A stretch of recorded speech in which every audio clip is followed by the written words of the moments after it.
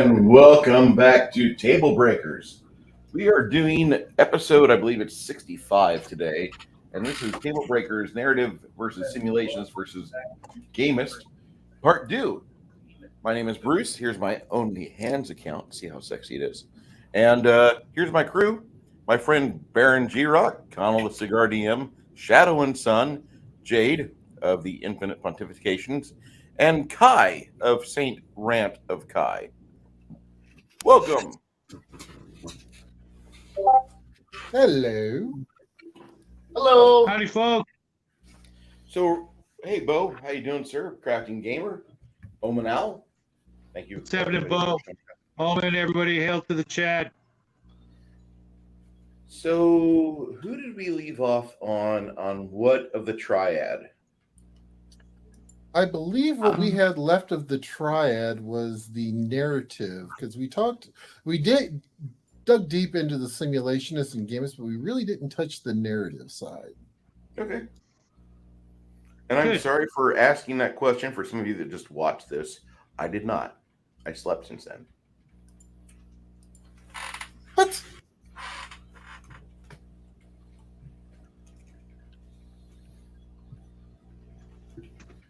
Well, not everybody talk at once. No, I don't talk. You know that. Kai responds. Kai responds with a salvo.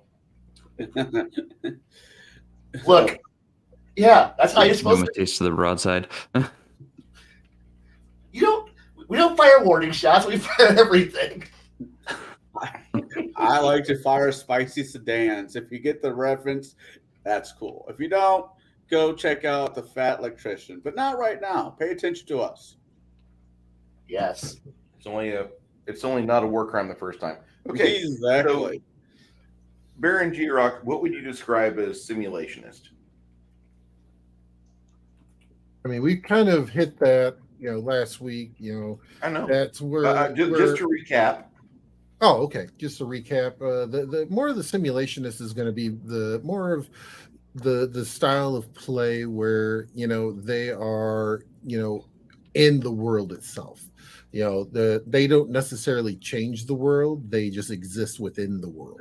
So and the things they do, like 5 middle-aged gamers sitting around in theater of the mind speak on board the SS Mongoose, drifting through space, and they're trying to fight to get the life supports on. And for each interaction that one of the players has, you're saying that the GM would probably be like, well, you're not exactly thinking about the oxygen content of this room while you're exercising so hard. And would that be a good example of simulationist? I would say, yeah. Okay. Actually, I would say what Connell likes to do is more simulation than that. Because Connell, you like to, when you read a book or experience a world of fiction, you like to make games to fit in that world of fiction. To me, that is, you are playing within that simulation, or you're trying to make a game within that simulation. Yeah, that's fair.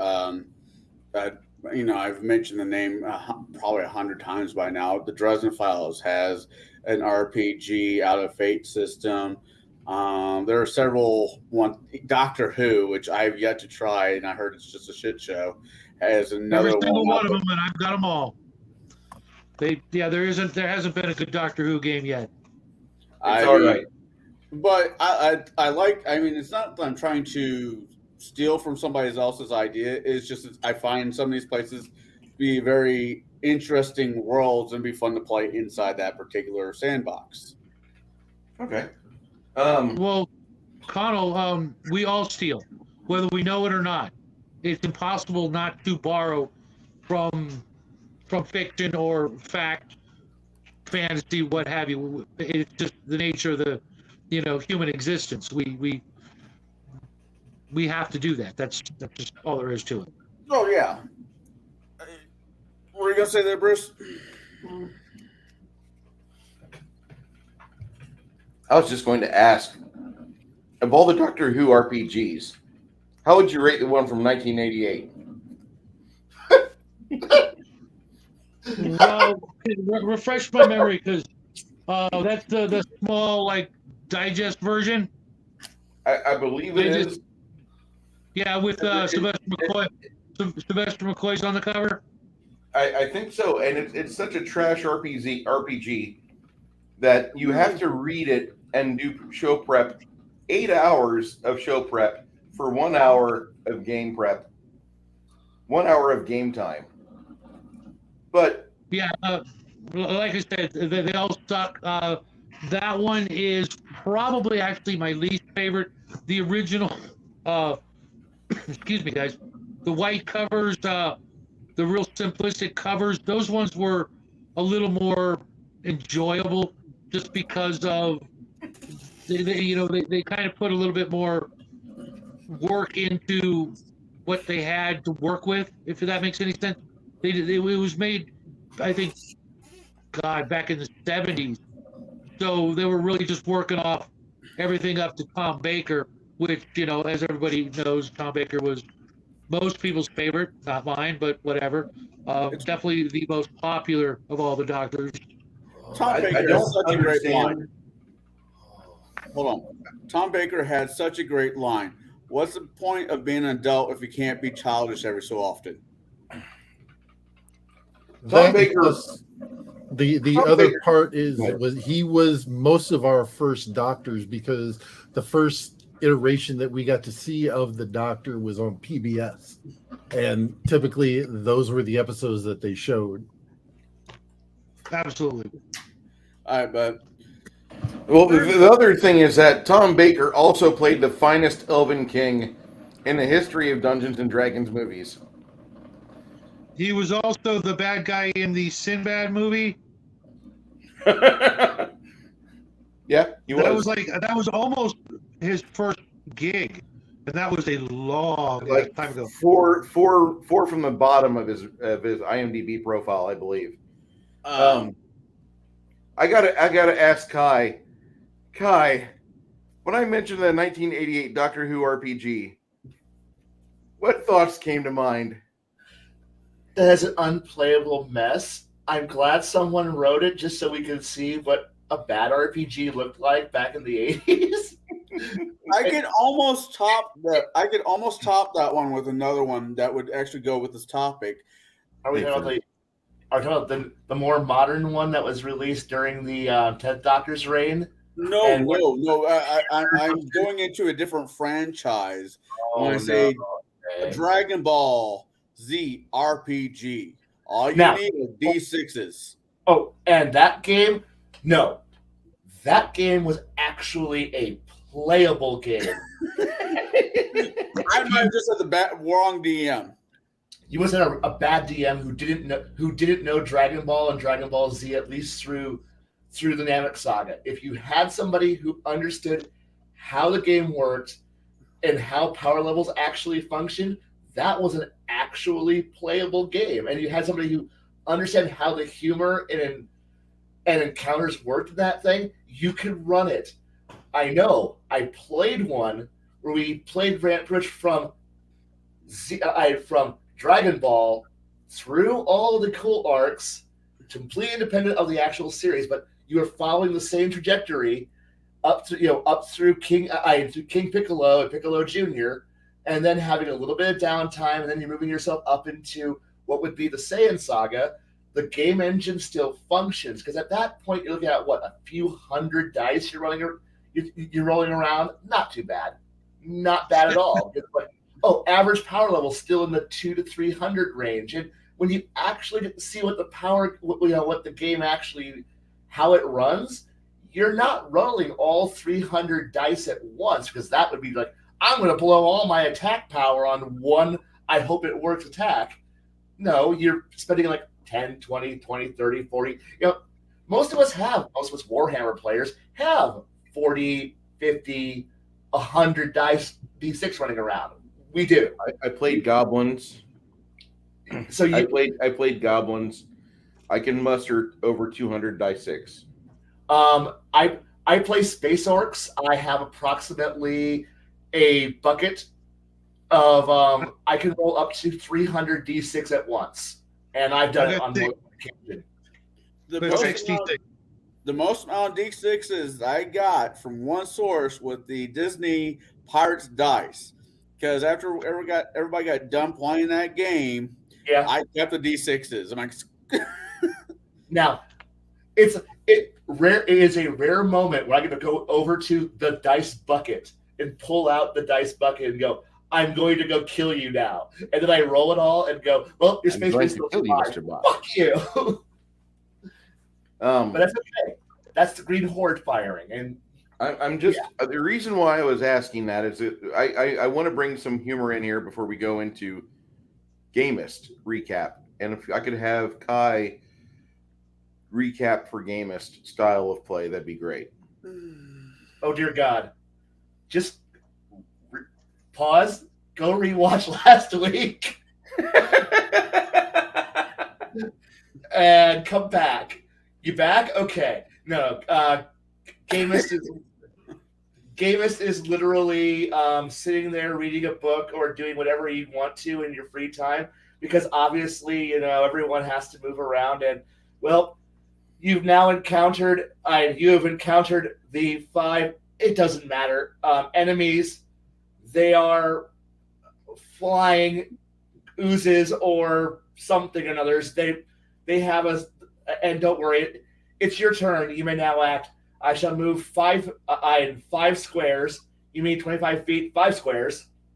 I shall now use my offensive cantrip or my swing ability, my swing or shoot arrow ability. I'm sorry, my ranged, my melee, or my spell cantrip, because I don't want to actually use one of my actual important spells, because we're going to go through 4 to 6 encounters this session, and I know your GM, you're a complete and total cocksucking bagwagon, and therefore you're just going to sit there and be like, if you're not going to get any sleep under my game time, so therefore your 8-hour long rest necessary to get your spells back, I'm not going to give you that. So therefore, never use any of your spells ever until it's obvious that this is the main boss, and then pull out the nuclear weapons and the complete annihilation spells, because we're not going to get more spells in today. Sorry, GM. Why do you guys only use offensive? Anyway, back to offensive cantrip. I use my offensive cantrip. You may now. I rolled my attack spell. Did it hit? Okay, it hit. Okay, I do X damage. Damage done. Okay, cool. Anyway, my turn's over. Next player. I move my feet and my turn, and I use my offensive ability that stacks with my swing ability. I have done damage.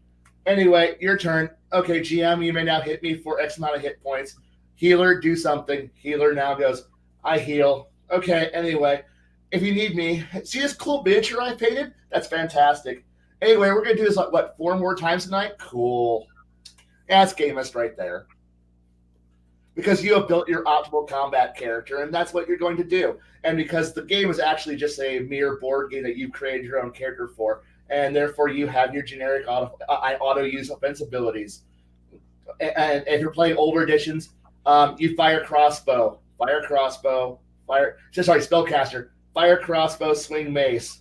Oh, it's an actual important thing? Spell. Anyway, fire crossbow, swing mace. Okay. I mean, that's spellcast.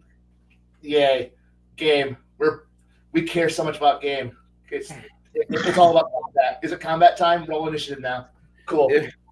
If you want to hear more of this amazing rant in that voice, I put 2 links in the chat there. Go ahead and join my Discord. And I'm not trying to pimp out my Discord because I want to be swole on Discord. I don't give a shit about Discord. But you have a chance to broaden your knowledge and your experience base by reading through the Saint Rant of Kai's musings. And the secondary link there will get you right into that channel, that sub-channel, and you can scroll all the way up to the beginning of this tale, this man's sad spiral into insanity as he's fucking frustrated of playing games where it's a game. And I just wanted to role play. I just wanted to have a small vacation for 3 or 6 hours, and you're not letting me do that. You're giving me nothing to do for 8 hours, and instead I paint my miniatures or I do my thing, and then you say it's your time to roll initiative. So I roll the initiative, and I just kind of auto jack off like I'm pressing X playing a Final Fantasy version on a PlayStation, and I'm just pressing X, spam X. That's all you get to do. Spam X, spam X, spam X, you workers, fuck! Spam X! Rick, give me goblins! Don't you understand? At least when you play an MMO, it's keyboard. I move the arrow key and then I hit 1, 2, 3, 4. Meanwhile, in most tabletop gaming, it's hit 1, hit 1, hit 1, hit 1, hit 1, hit 1, hit 1. Move 5 feet, hit 1. Move 5 feet, hit 1. I didn't mean to drop all of our viewers.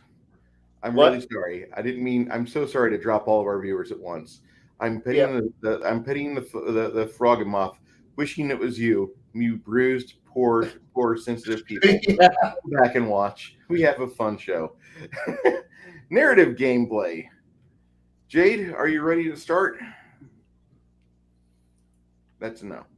Sure. I'm just waiting for my noisy dogs to come tumbling down the stairs. There's nothing better than seeing white bundles of fluff come tumbling down the stairs and seeing that spray of dander come off of them. I don't know. I kind of miss hanging out with Jaide's dogs. They're a great pair, and I miss them. I might have to come over with some treats for them and some beer for us. Well, I mean, I'm not short on treats. Let me just say that right now. Okay, beer for us. Well, one of them is going to class right now for nose work training. The other one's getting left home, so I'm expecting him to come tumbling down the stairs really loudly any moment now.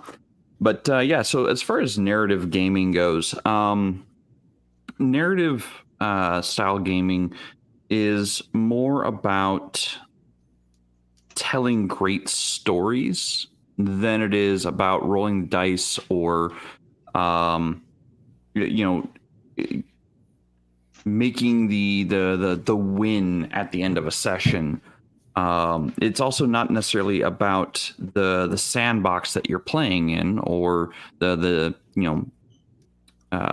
simulation that you're playing in. It's more about what your characters did and how they did it until they got to the end of their story. And a lot of, there are games that focus on this. One of them being, well, actually, many of them being the storyteller system engines. Mostly like White Wolf Publishing. This would be like WoD, Vampire, Exalted. They focus more about storytelling than about actual like dice rolls. And so that's what narrative is. I have mainly over the years have played Pathfinder and D&D. And I think there should be a mixture of combat versus story. There should be it depends on the table. I think where the blend stands. It's like I prefer 64% RPG actual story building to 40, whatever that breaks down to, the rest being combat. If we don't get in combat every week, that's fine. Moving the storyline is also very important. But I think for it to be, I think to grab some people's attentions, including mine, the story has to be on point. Because if I'm just sitting around listening to you talk about how you want to spend time with your grandma, I'm going to be bored with the game. I don't give a shit about your grandma or your kids. Let's just move the story along. Or spending an entire session drinking at a festival and eating pie. Hey. That was a Christmas miracle. Wow. Oh. Hey, not all St. Nick's look like a diabetic. So, okay, so we've kind of described what the narrative is. So, what is the role of the game master in that narrative tabletop game? Let's go ahead and start with Shadow. Knew you were going to say that, but then again, Well, you're right there. it's pretty simple. It's your job to describe everything except what the players may want to describe about themselves or about their actions. You're kind of, a glorified AI. If you're playing a sandbox or even a railroad, you've got to tell them everything. You are their eyes, their ears, their nose, their sense of smell, their touch. Sorry, I did nose twice, but yeah, that's your job, and you are hopefully going to find some joy in that, especially if you've designed certain encounters, certain locations. You've built up your world, and now it's your time to show it off. Okay, Jade, what is the role of the game master in a narrative tabletop game? So to me, the role of a game master or storyteller in this instance, for a narrative style game, is about narrating the choices that the players have made and narrating the consequences of those choices mainly. The focus for the game master should be developing and working with the players' actions and choices throughout the session, working on the next session to develop a story that is both consistent with what has already been done and along the lines of what the players are looking to do. And this is achieved by having like a post-session tribunal of like, hey, what did you like? What did you not like? Where do you think the story is going? What kind of things are you looking for? Asking the basic questions. Something I always end my nights with every time I run a session is, hey, any comments, questions, concerns about the game? And I typically don't get a lot of feedback. I really wish I would, because then I would know what to do for the next session. Because I do like hanging around in the narrative space, because to me, I think like the reason why the characters are doing what they're doing is exceptionally important, because that's how we get character growth, is through the story. I much prefer a narrative-based game more so than just Murder Hobo or Gamist. To me, Gamist mentality is very Murder Hobo, and it's not very fun for me anymore. Like it used to be fun. I used to love, getting my numbers as high as I possibly could, nearly breaking the game. But I don't find that fun anymore because I find it boring. Like, oh yeah, I hit and I did a lot of damage. Next person's turn, I guess. So for me, the game master has to basically come up with the narrative based on the choices that players have made, and story tell the consequences. Kai, Yes. My take on this. Yes. What is your take on this? Of what is the role of the game master at the narrative at a narrative tabletop game? My entire job is really to just throw complications at you. At moments that I think that the story is either going quiet or losing momentum, my job is to push them again. My job is to give you the initial momentum, make you think for yourself, and then let the party choose what they want to do. Follow the story that as their characters are pushing them towards, and then sit back and then periodically just poke them. If it gets too easy, make it a little bit, not like rocks fall, all die, or something stupid, but it's like one of those, it's like just when you thought everything was nice and wonderful, that tech priest you brought along, yeah, he wandered off on you. Crap! Where did he go? Fuck. And now, well, the tech priest is now off doing, whatever a cog boy does off when you're not looking at him. Or you're having a good time, but that priest over there, yeah, he remembers you back from temple, and he thinks you're actually incompetent. I'm actually very no, you don't get to decide what the NPC. Well, you do get a chance at this, but my job is to throw minor complications. Like, man, we have done it, everything is, and that's when the next shoe drops, and they can. I'm here to get to tell you what you see, what you interact with, but you get to tell me how you react to it. I'm not going to tell you you feel scared, you pee your pants, and you go running off to the corner. I'm going to instead go, okay, a fear event has happened. You are currently afraid. How are you afraid? Give you the chance to narrate how your character handles their fears. How does their fear grip them? How do they react? Hey, you've been injured. Give me an idea of, how do you react to losing half of your hit points? And if you say, I stoically stand there and take no care, that's not very realistic. So I'm not going to penalize you, but I'm going to keep that in mind in the future. Like, it's give and take. I give, you give me something back, and then we just keep working. That's how it should be working most of the time, until I get that one player who just is like, I am a combat machine. I know no pain.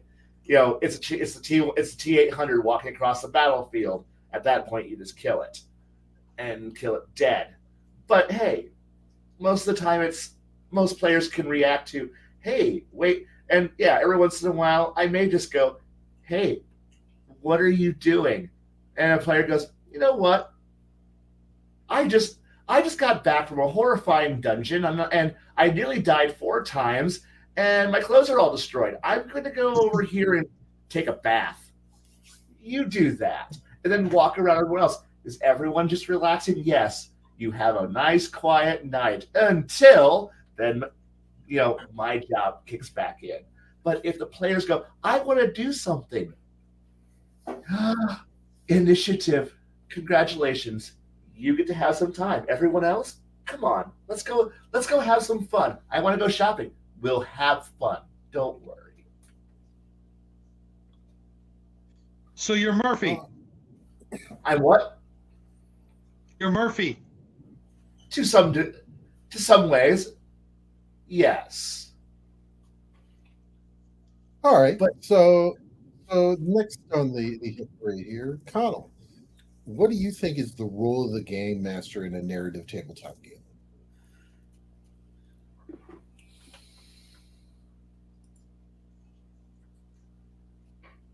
Wordage is failing me right now. What I think is a job when I am telling the story, when I am running a campaign that is story based. My job is similar to what Shadow said. I am describing a world, a room, whatever their situation is, to get them fully, ideally to get them fully hooked into, yes, the grass is green, whatever, just fully hook into the world that I'm building. In the back of my head, when you're watching Willy Wonka in the Chocolate Factory, the old one, not the weird one, the old one, and they walk into the dessert room. I have no idea what to call other than that. The showroom, whatever. And Willy Wonka starts singing "A World of Imagination." It's your job to be the Willy Wonka, the one to bring them into the imagination of that world, to show them something they might not have seen or done before, and keep their interest. Because any schmuck can throw some dice together and say, I'm going to fight 15 goblins. Okay, where's the fun with that?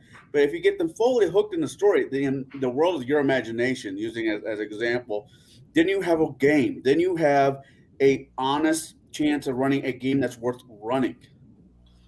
I mean, I know this term doesn't exactly work with Dungeons and Dragons or Pathfinder, but to me, I see myself as a storyteller because I'm telling a story. I am laying down a fictional world for them to grow their characters or even themselves in to try new things. It never hurts to try. especially if you're new to the game, or if you play the game for like 15 years, but I never played 15 years worth of gaming. I never once played a paladin. Wait, you're giving me a chance to play a paladin in an interesting world that won't drive me up the damn wall? Maybe I should try this. Maybe I should spread my RP wings per se and try something new. That is the DM's job, to offer them a world that embraces their imagination and they want to be involved in it. Is that anywhere close to what you were wanting for an answer? That works. Last but not least, Bruce. Is it bad that when Connell's talking about imagination, I'm just thinking about Kurt Russell walking in to the ring gate in South Park and then leading his team in to the woods, and they meet all the little furry creatures and they get eaten. And I can hear Stan and Kyle singing Imagination Land just over and over again in various octaves. I just was thinking about that, and I just watched Imagination Land on Sunday with Janet, so that's why I was thinking about that. But because there's a scene where they killed Kurt Russell, he gets killed by the woodland creatures. my son just discovered South Park, Bruce, like about 2 weeks ago, so that's all I'm hearing all day long. It's really a good show. I'm trying not to suck its dick right now, but it's really a good show. And when he's not watching it, he's playing the Stick of Truth. So I'd rather him watch a TV show, because the Stick of Truth I felt sucked. But anyway, whenever you're doing a narrative style game, you can use the rules to make the game complicated, or you can just do some Jim Butcherisms. And Jim Butcherisms, Jim will write a book for, say, Harry Dresden, and every chapter there's a question. 4 ways to answer the question. As a narrative GM, 2 of those ways are forbidden to you. The word yes or the word no. Every question that the players pose for your game world as you evolve their story should end or be replied with yes, but, or no, but. And if you read a lot of Butcher, you understand exactly what I've just stated. You never want to just have a final answer. Yes or no is just forbidden. So no matter what's going on in your campaign world, your job is to keep the lights on and the game going.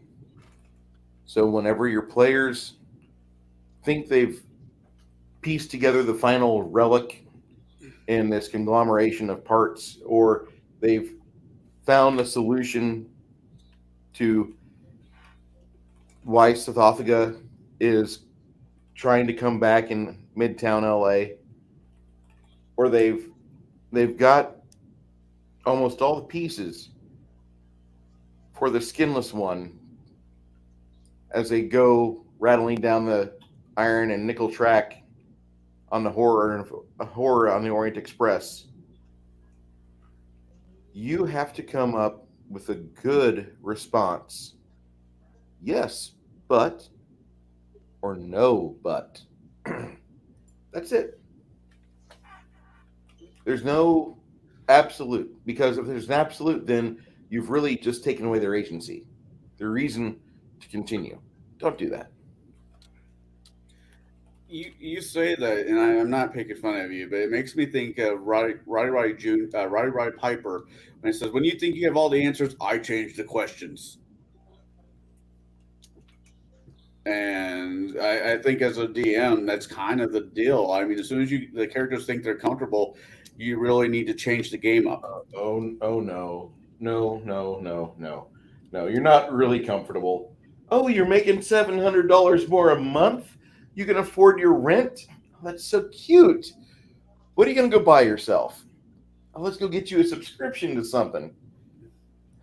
And before you've let the players out of the game store or the general shop or whatever, you've taken them back from where they were above money every month to now they're $5 shy on everything.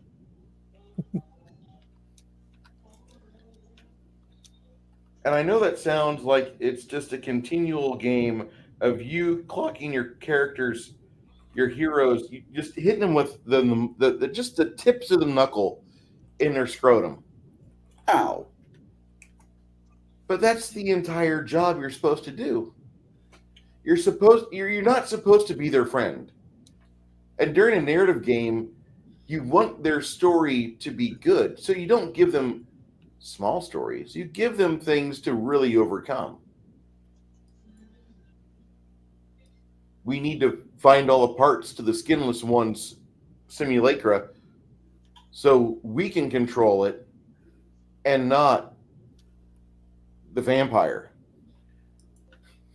Or we need to figure out how to get out of this mosque in Istanbul, because if the sun rises at the Blood Dome, not only will we die here, but on that stone beer over there, where there's 20 kids sewn together with twine, and there's a bubbling cauldron of frothy ectoplasm and other nasty bits and thoughts that are going to erupt out at sunrise and consume them all, and maybe us.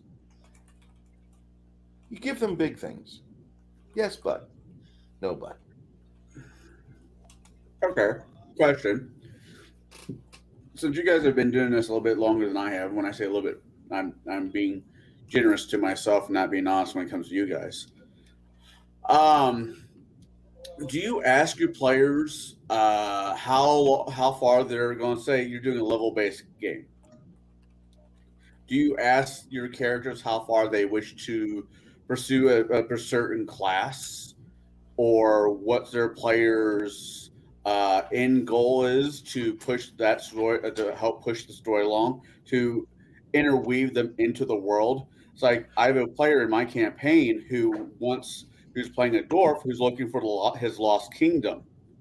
And so I figured out on the map where the lost kingdom is, and he is picking up small hints. Nothing big, but small hints of where the kingdom could be. And his goal is to reclaim it. Is this something you guys do as DMs? Yeah. Yes and no. See, he used the yes and. See, Yeah. right there. Yes and no.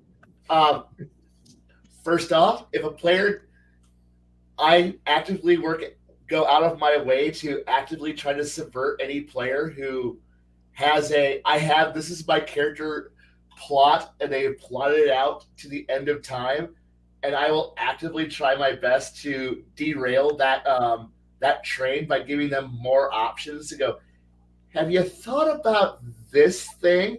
No, I have my pre-programmed adventure machine already prepared. All I need is XP and gold inserted until I can get my. Have you thought about something else? Some other gear that might deflect you, or this new thing that deflects you from it. Hey, you were spoken to by by a god who has given you grand wisdom, and maybe your true calling is potentially something more divinely oriented. And then watch the player go and kind of grumble. But I also love the players who goes, but if someone gives me that option of, I'm looking for my lost, I am the lost heir to an ancient kingdom, and I'm going to be like, you are now my new best friend, and I'm going to throw at that point, I kind of put that person in a corner, and then I look at everybody else and go, okay, so that player is the last king. I don't really say this out loud, but in my head, I'm going, so this player is the player who has a goal, a drive, and an ambition. He's now my special boy. He goes over here. And then I look at everybody else and go, so what's your character's idea? And then they're like, I am here to swing sword. Okay, you go over here in the bad bin. So what do? I am the world's best combat farmer.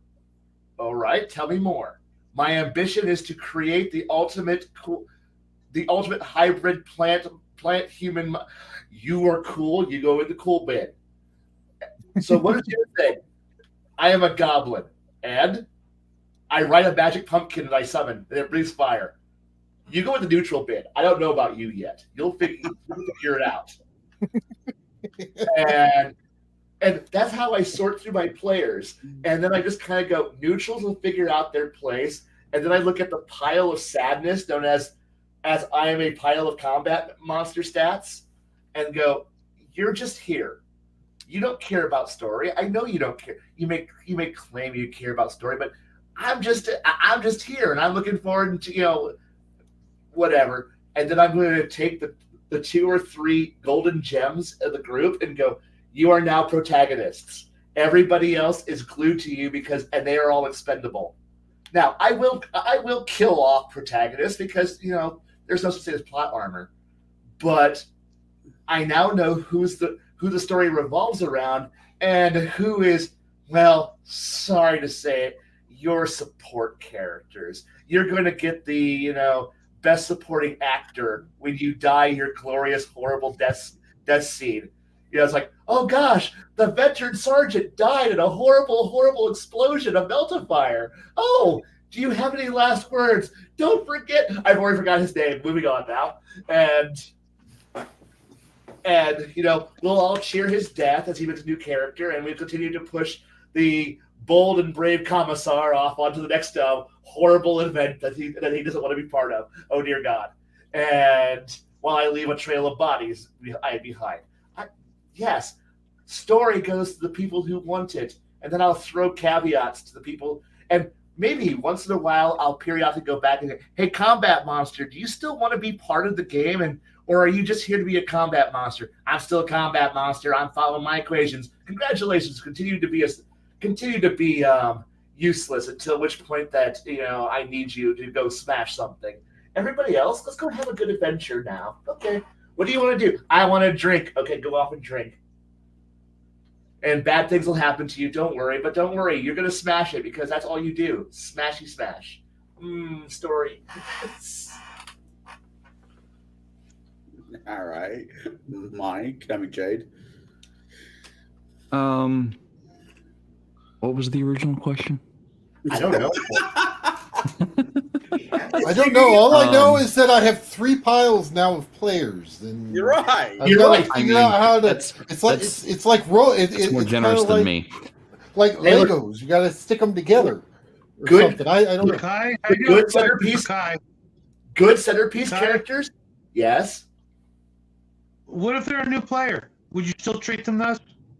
I will. Look.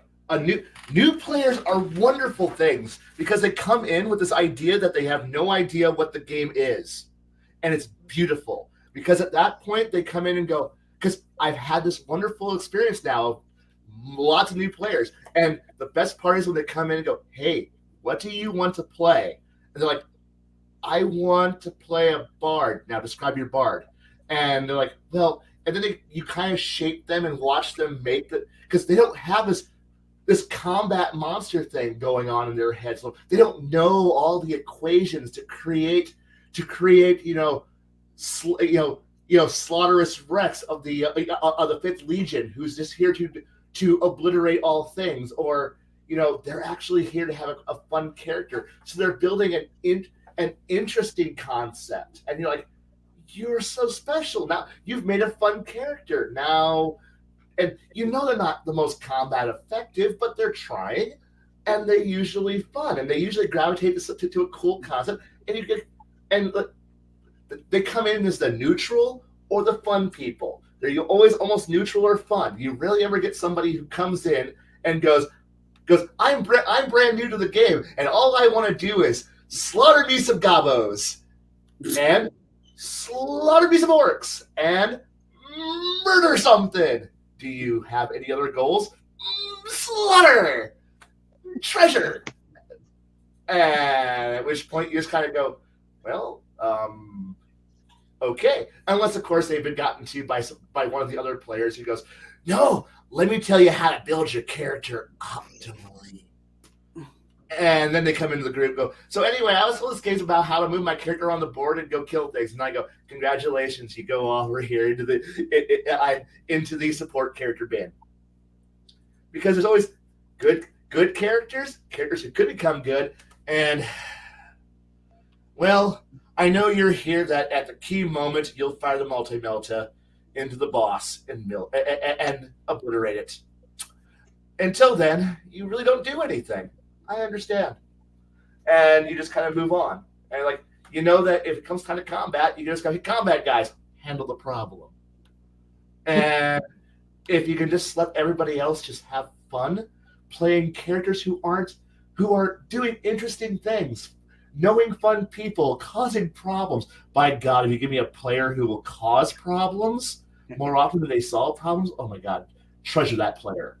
And it's like, what? There's an optimal solution, there's a diplomatic solution, and there's the one that will cause chaos. Renegade for life. Have some fun. Play. Be interesting. But then there's that, okay, and now the situation has gotten so out of control that we need to have some, and we need to have Brother Slaughtermaster come down here, and then he's like, "Is it time for combat?" Boom! I have some of my battle armor. I have my 14 axes that are all glued together, and my Giganto shield. I have feats that allow me to use this two-headed shield, and I should now activate this one ability that lets me teleport into combat, and I now get 45 attacks, and I murdered everyone around me. There's a giant blood pile, and I stand there in a fountain of blood and gore as they falls upon me. I am glorious. Yes, you are, son. Yes, you are. Now, put you back in the goddamn glass box and put you back over here. You are not important anymore.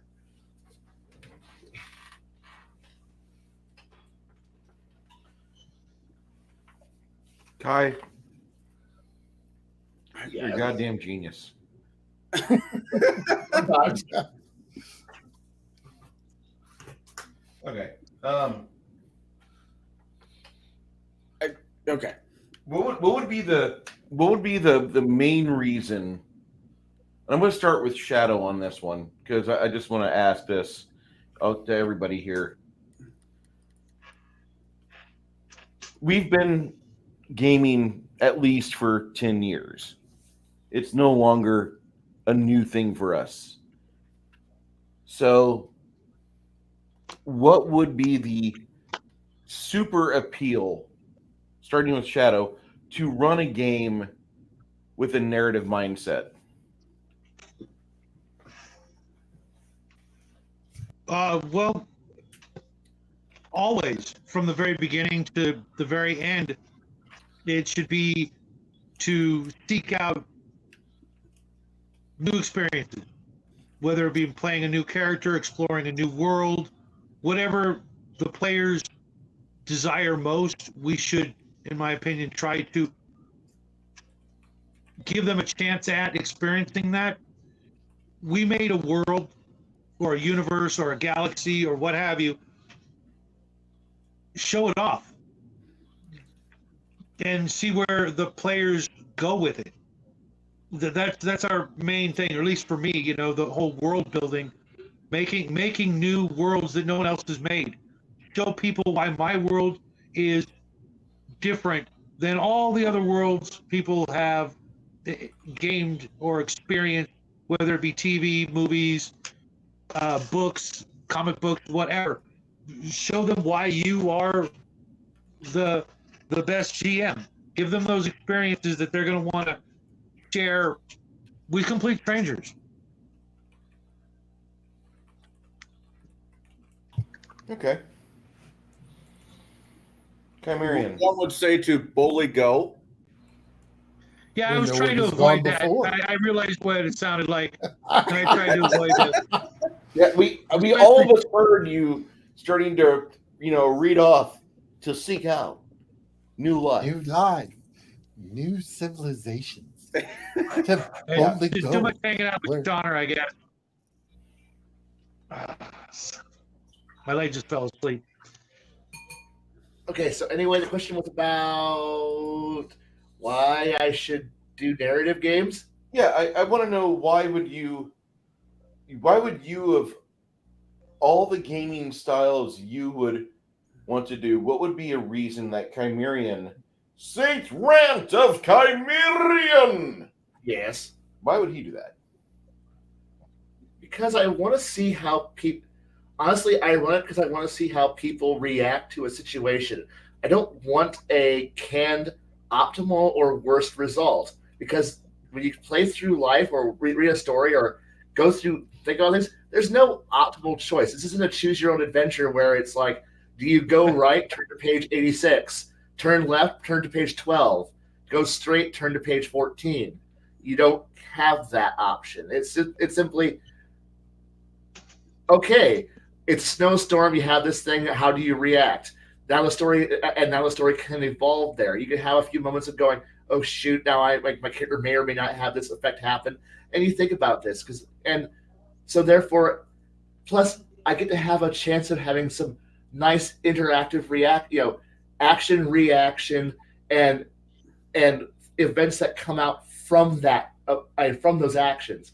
So things can roll out in directions you don't like. I don't want to have players go, this is the optimal thing, I have to go rescue the princess. Well, did I establish why you wanted to go rescue the princess? Who captured it? Why did this happen? I want players to ask dumb questions like that. Hey, who captured it? Do you know why? Is there politics involved? Can we investigate why the houses, what houses might have allowed this one? Was there intrigue involving it? Or I don't want to just have, and then evil Dark Lord, Lord Villainous showed up in a poof of smoke, laughed maniacally, twirled his mustache, grabbed the princess, and then evaporated off with a thunderclap of smoke and fire, and disappeared off to his dungeon. You can see the dungeon because there's a giant neon light sign over it that says, bing, bing, bing, bing. I am 4 weeks away. You may now have 4 weeks of wandering across the wilderness adventure time through 4d6 random encounters that before you encounter my dungeon. And now you may now fight through my dungeon.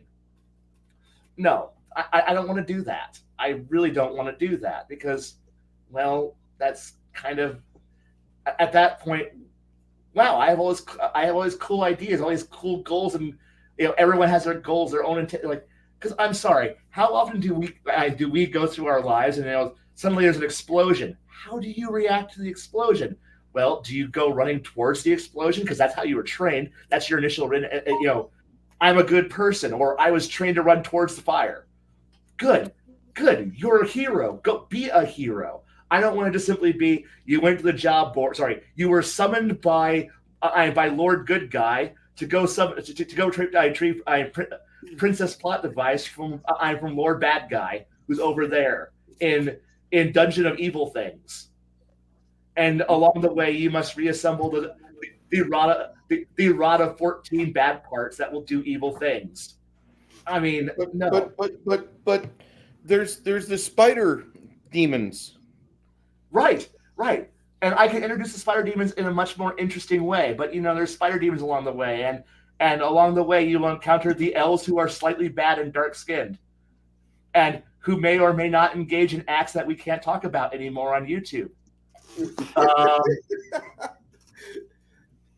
And you will also encounter the green-skinned folks who speak like in Cockney accents, and they will roar at you, and you will fight them. You will also fight a bunch of goblins and other things along the way. Do not ask why. I do not ask why there's a giant evil snail who has psychic powers. Don't ask. He just arrived there. First of all, really quick, do not make fun of Princess Buttercup. She is a national treasure, damn it. I understand. And it's one of those things where it's just one of those, the game, I want to create eventually, say I do want to run the Rescue the Princess thing. I want to make it so that way the party wants to do it. That it's in their interest. If my players all look at, hey, we need you to go rescue the princess, and the party has no vested interest, no desire to do it, And they all kind of look at it and go, "Isn't that what the Secret Service is for?"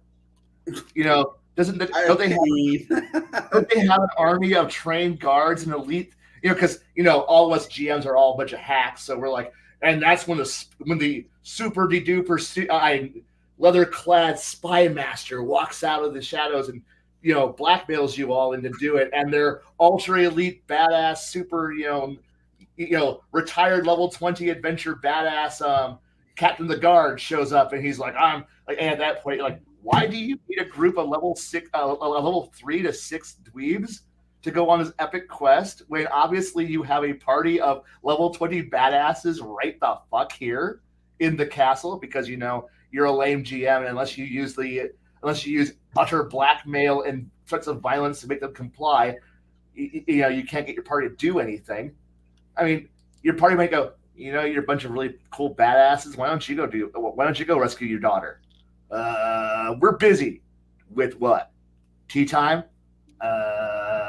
Yeah, we're gonna go over here and I don't know, do something else. And that's the fun part of a narrative, is the party being able to go, yeah, we're going to go do something else. I'm your king. Now, technically, we're a bunch of vagabond wanderers, and we're going to go travel over that hill about 15 miles to the next kingdom over, and we're going to get a job with those guys. Well, I'm just, yeah, whatever. Bye. I'm sorry. We're a bunch of mercenaries, and by the mercenary creed, this has gone too crazy, and you ain't paying us enough. Am I even paying you? That's why we're not hanging around. I want players to be able to. I want, as a GM, to have to figure out how to motivate you to actually want to stick around. But if my players go, fuck this plot line sucks. We're going over here and finding a new plot line. But don't you care about the kingdom of wimpy do-gooders? No, we don't. We have no interest in this place. We're leaving. Bye.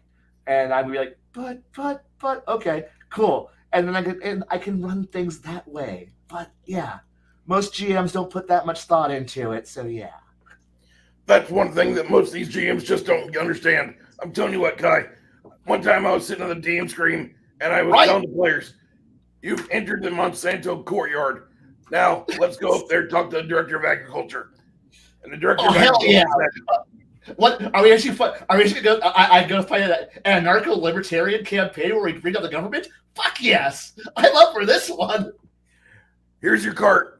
It's loaded down with these items. You need to pour it in this stream at the King's Gulch.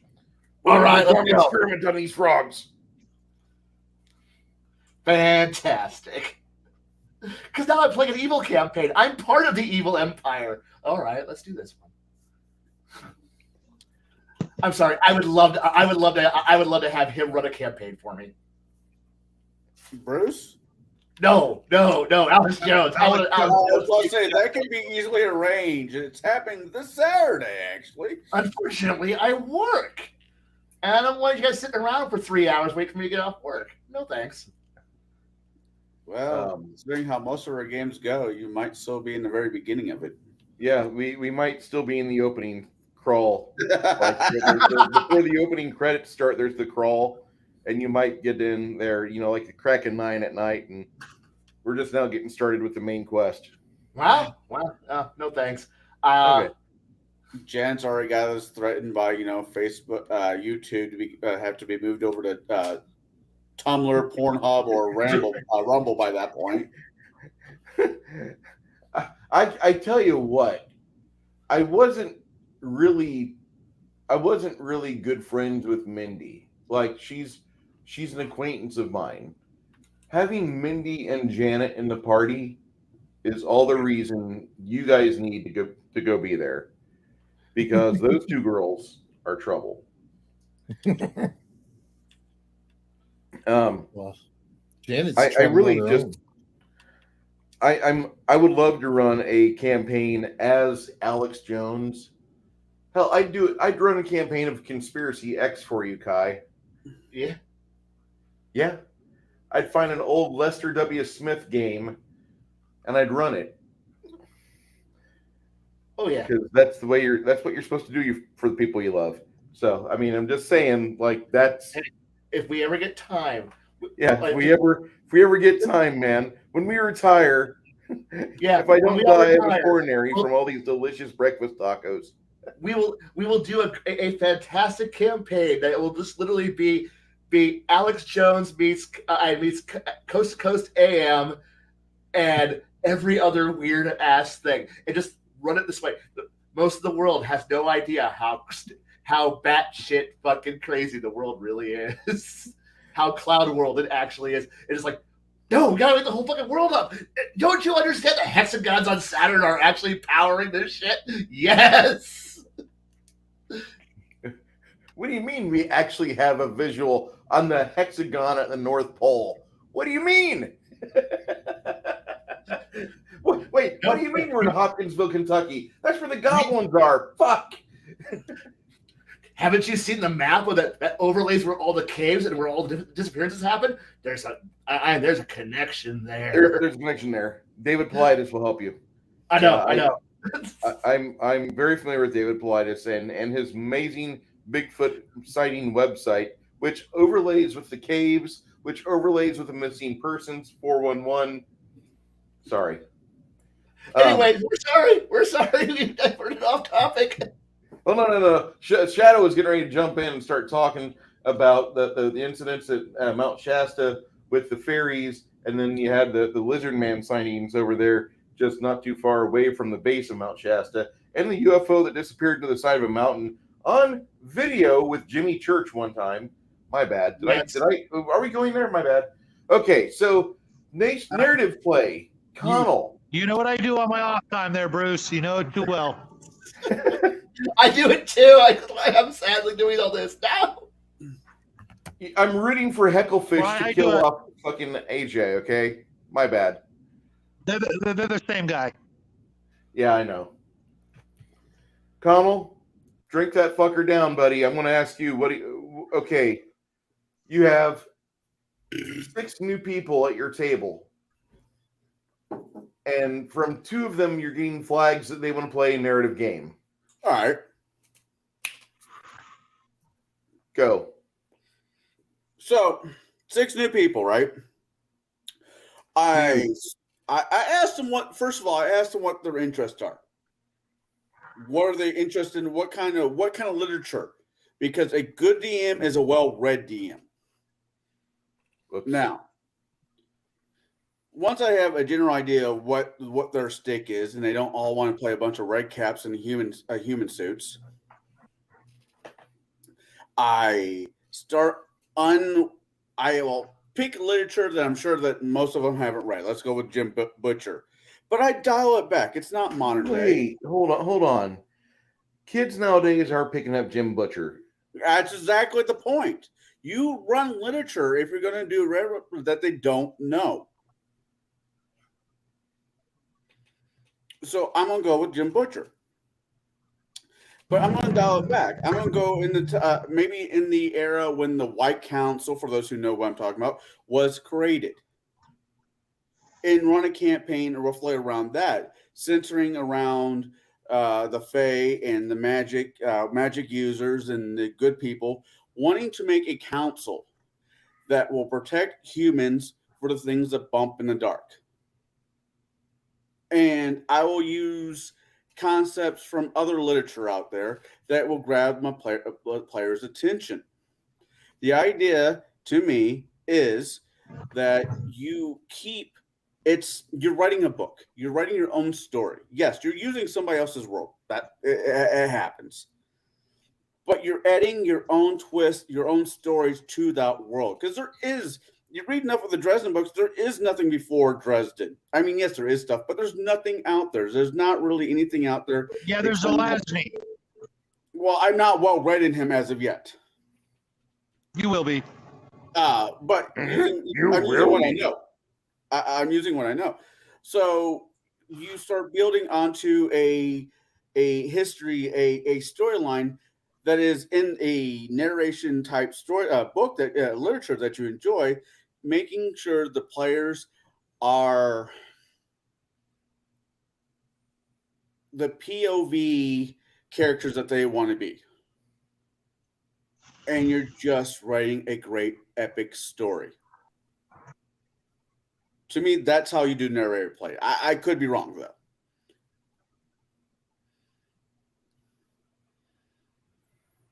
Fair enough. Garrett, Yeah. you have people that want to play in your basement, and they've been friends of yours for a while, but you just started doing narrative play or giving it a real good look at. What would be the benefits for showing them your style of narrative play? Well, to me, it's a lot about the immersion. If you can get them immersed into the game, as Connell put it before, the hook. What I look more at, I call it more as immersion. So if they become fully immersed in the game, I have seen that typically they have a lot more fun, and that it actually opens up their imagination, so they can, I'm going to say the word, enjoy the story. But yeah, that's the big thing, is the immersion factor. That's what I really enjoy. And the immersion factor comes in several different ways, with the story, with the character development. The development of the characters themselves can have just as much impact on that narrative as the NPCs that you make, or the setting itself, because of that they're bought in. If they buy in, they're there. So that's typically where I go with that. That's why I typically like the more narrative style. Hey, Max. Max Liel. Okay, Jaide, Yes, sir. you've been going really hard at the narrative gameplay style for the past, 2 years? 20 years. You were always going for narrative. You were an accountant like the rest of us. That's okay. Here's my spreadsheet of 1 to 40. 1 to Okay, 100. yes, Talking about I leaders. did. I do use spreadsheets to track my character stats, because I don't have to worry about updating all the nonsense. I just hit a button, it updates, and I'm the next level. Whoop-de-doo. Because I do all that pre-work so I can focus on the game and not worry about what level am I taking of what, and what do I get for whatever that level is. Like, I've already pre-programmed that. It's already known. It's there. I just hit a button and go. Anyway, your question. Whenever you look at a game, it doesn't matter what game it is. Are you looking at it through the lens of how can you run this with a narrative flair that will entertain your players? Or are you looking for just like you're on vacation and maybe you want to actually do some Gamist work for a little bit? So you're going to look at a game and maybe try to make the numbers a challenge to the players. How do you... So I used to look at the numbers side of things a lot, so I could plan challenges that might actually be a challenge for players of particular levels. But I've since stopped caring about that as much, especially since I've delved into index card RPG, and I'll probably be looking at the new one, Shadow Dark, here in the near future. But is that a new realm for index card? Oh, it's not. That's kind of a misnomer there. It's not necessarily a new realm for index card. It's a standalone game. It's a standalone RPG game that has the feeling of index card, 5e, DCC. What else was there? BX. So it has the feel of all of those other old school classic style games and some of the newer concepts, because the author, I believe, I don't know much about the author, I will say that offhand, but the author, I believe, started with 5e, if I am not mistaken. So so coming from 5e, into the other OSR or OSE type content, it was kind of written as a stripped down game to make it very streamlined and make it very playable. But it is a standalone when compared to other games. It's not actually Index Card RPG, even though she worked with the author of Index Card RPG to make the product, or make Shadow Dark. Well, regardless to that, getting back to the original question, as far as like narrative aspects, I will generally start my games with a session 1-0, whatever you want to call it, with a what kind of character do you want to play, and what are their goals? If they don't have goals, well, I suggest them to get goals. I often also like having 1 paragraph to 1 page of backstory, so I know what they've been doing up to the point of the game, where the game actually starts. I want to know a little bit of the history of the characters, and if they don't have it, by session 1, that's fine. They can, come up with it, and keep notes on it later.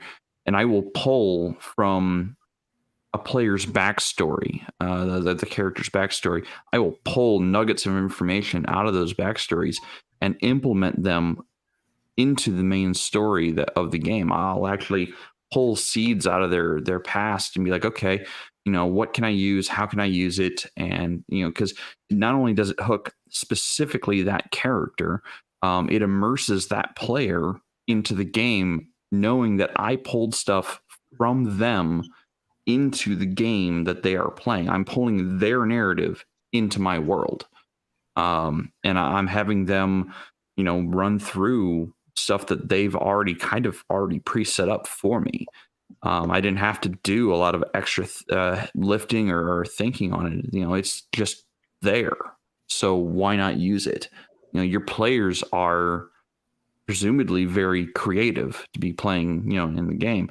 Some maybe more than others. But if your players are already creating their own, head canon for their characters, and they have an idea of where they want to go with that character, why not use that data? Why not use that information that they're freely giving to you?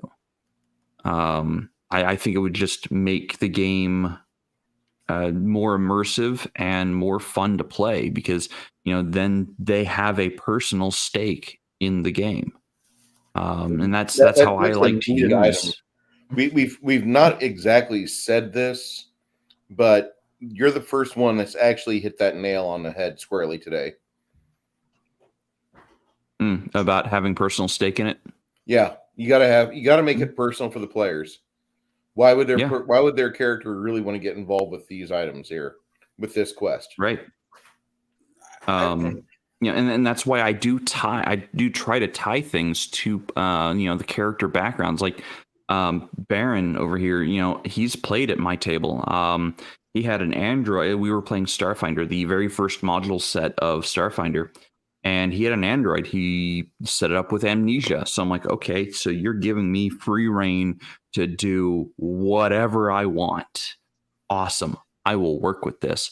And I took elements of my wife's character, of his wife's character. I started taking small elements of everyone's backstories and weaving a huge interconnected web of story into the actual adventure path that they were playing. And I was actually starting to plan a 7th module of the 6-part series. I was planning a 7th module to the set, that would tie everything up in a one big bow for all of the players, and they would all get basically personal closure on elements of their backstory in that 7th module.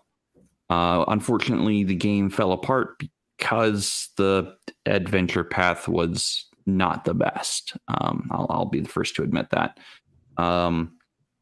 I didn't care for where they went and how they went there with that adventure path. And were I to rewrite the entirety of it, I think it would be probably better to take it from scratch with all the same players.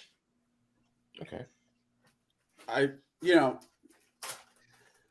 And I've said this before, and I got in trouble for this before, but I will say, Jaide over here is asking for a paragraph, 2-paragraph minimum, which is not much. Honestly, to be fair, it is not much to ask for anybody. 5 sentences. 5 sentences. That's it. Me, I'm the schmuck. Is like, I work it out as I go. I'm I don't know. All I have in front of me is numbers. I don't have the character's voice in my head yet. I got nothing. I need actual gameplay, play to figure out who he is, what he is. And that might not work for all DMs. And I've been lucky enough to have Jaide as a DM who understands my process, to say the least. I guess that's a good wordage. Process? Yeah. Because as soon as I have the voice of the character in my head, I'm normally, Jake can verify this, I'm normally off to the races. I can make this work. Then I can tell you whatever you need to know. His background story, I can come up with it on the fly. I just need at least a little bit of game time just to knock out the bolts and nuts and bolts to figure out what he is, who he is. I'm gonna mention something. So Legion of Myth says he'll nuke an entire world to the point of being unrecognizable just to fuck with pre-built characters. And as a person who does the pre-building of characters, I actually build one character like 10 times, and I have like 10 different paths I could set him upon. Like already in my head of where I'm hoping the character goes based on DM decisions on like challenges that I'm presented with. Like there are some things that I'm like, no, the character would pursue this goal. Like for example, if I have a paladin of I'm going to use Galarian Pathfinder, a paladin of Iomedae, I might consider the Holy Sword Paladin to get rid of spellcasting, because I almost never use spellcasting as a paladin anyway. And then I might mix it with one of the other archetypes like Sword of Valor or something. Get more lay on hands effects. So I'm going to plan for that in advance. And I'll plan out 10, 20, 40 levels of character build. But when I start mixing in the other prestige classes or other things to, flesh out different paths, like career paths of the character, I'm looking at multiple paths, not just one. So when things shift in the campaign, I shift along with them. I don't stick to my pre-build 100%. Scott, one of the people who show up in Wednesday night chat, he's game master for me multiple times, and I might have a concept in my head, like a pre-build concept in my head, and then something will change in the campaign, like where he was planning on going with the campaign that no longer fits the design or the concept that I have. So I'm like, okay, what can I do to keep my character within concept, but also adjust to the new information I've just received? And I will work with the game master to make sure my character is still fitting within the bounds of the established world, so the simulation, and also within the narrative that is being told, and keeping it a consistent narrative. And you're right, Max, it is a lot of extra work. You might consider it for no reason, but I love to theory craft my characters. I like to see what potential they might have if certain choices are made. It's just one of the things I do. I love to theory craft things to their natural conclusion. It's just what I do. I mean, I got one character I've been kind of running off and on for the last couple of years. I got another one that I really like to play, but finding a DM that will let me play a particular race has kind of been a trick though too. The answer is no. But why? Because I said so. It doesn't fit my role. You're trying to game the system. No. You're trying to game the system. I was playing a shifter getting the system. I has spoken. So How many rosaries? And I have to do now. with everybody giving their thoughts on with everybody giving their thoughts on narrative and gaming and simulationist, do we want to kind of summarize this and wrap this topic up? Sure. Unless you five, if there's more to add, we can put more meat on it if you want.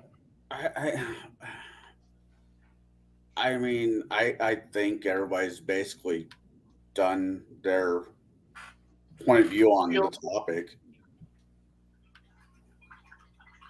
I mean, wherever's good. Yeah, I do agree with you, Omanel, that character builds also become party builds. So, while I might have pre-built my character for 20, 30, or even sometimes 40 levels of design, I will also work with my fellow players on what they're planning for and what they're wanting to achieve with the character that they are playing. So I will, try to find some synergistic combos of classes or abilities and powers so we can all work together to achieve the same goals. Oh yes, the age-old question. All right, guys, what's everybody playing? Yep. There's nothing really wrong with that. I think that's actually integral to a good party, is to have teamwork. Unless you guys are planning on becoming the six assholes which don't get along, but you're still together. Sorry, I mean, why would I want a game like that? I already had one experience with roommates that basically embodied. Hey, Multigun Man, how you doing? I have really nothing much more to add on this. I mean, I like all three styles of play, and I think as I continue to game, as much as everybody else is doing their style, I'm going to continue to do mine. Some people think it's the computerized die roller or whatever, but Human die roller. The human die roller, and whatever, I just know I'm going to run the game that I'm wanting to run, and the players that I have right now are very much into that style of game, which that's cool. That might not be your table, but it's where I'm at. Like I always say, Bruce, read the room. Yeah. And with that room there, I think I have to kind of be mindful, because they've been playing the 3rd edition game since almost it came out, and I was late start, but I enjoyed what I've played so far, and I think there's a lot to play in that style of game.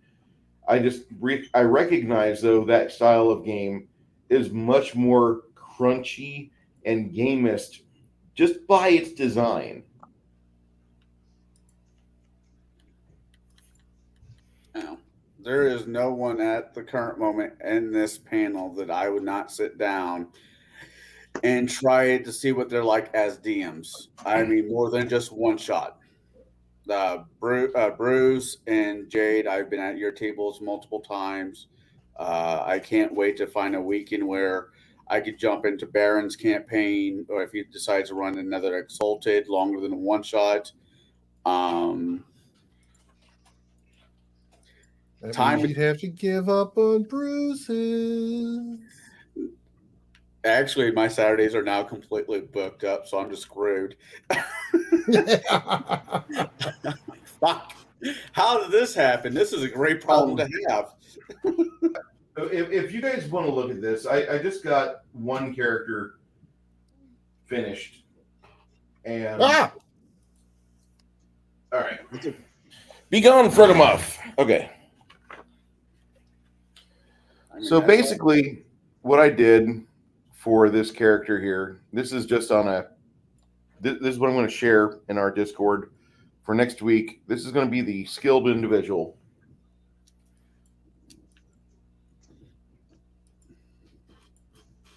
And you can see he's kind of average. I actually have a couple more points to put into him because there's these things called character points. And you get character points by, you get a few of them at start. And then if you get hindrances, they come with character points that you can add. Who is wanting to play the thief? Whom among you? I thought that was Shadow.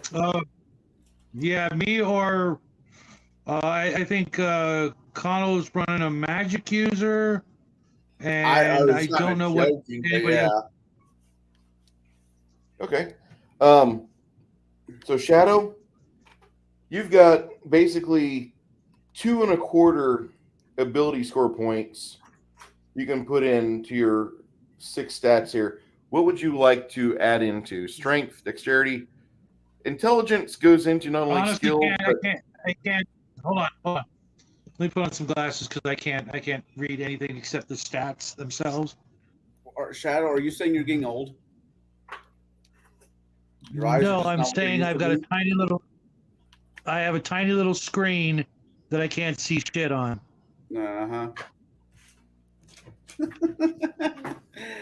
gotta pick on my older brother somehow. So I have a question. How do you come up with the percentages there?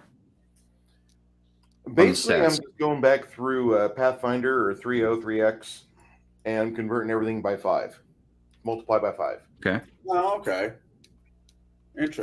Intriguing.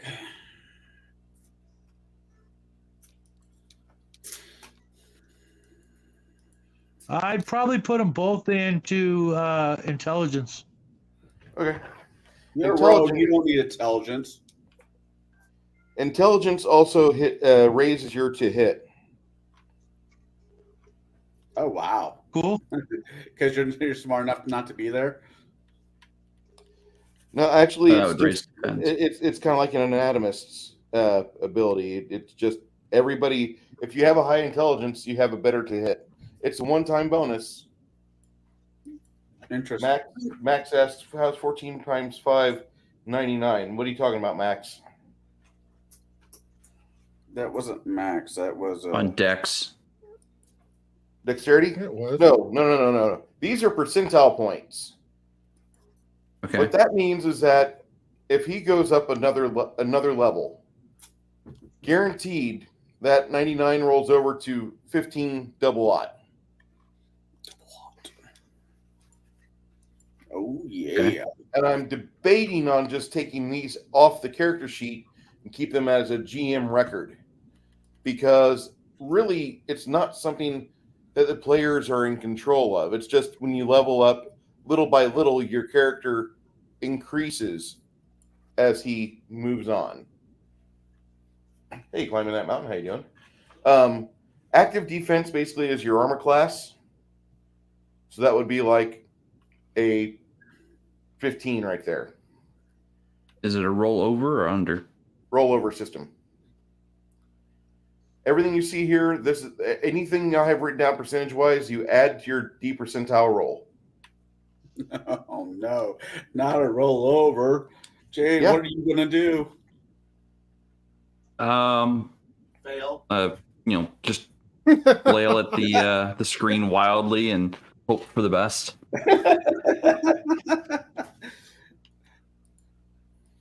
Roll with disaster. That's all it's gonna be. Say again? Roll with all the problems. That's all you can do with that. Yep. I'm just gonna roll with the problems. There we go. So, anyway, this guy's got a flat-footed defense of 60, a touch defense of 65, His ADR is armor damage reduction. All armor reduces damage. Light armor Okay. reduces it. Basically, whatever the armor value would be in the quote unquote base 3rd edition, like padded armor or leather armor, those are +2 or +2. Typically, they give you 2 DR on things. Fortitude, reflex, willpower, or saving throws. Move speed. In 5 seconds, you can move 25 feet because you're human. Interesting. Your Bob, base offensive bonus, +15%. That's base. Because I took things back to a positive style THACO from 2nd Ed.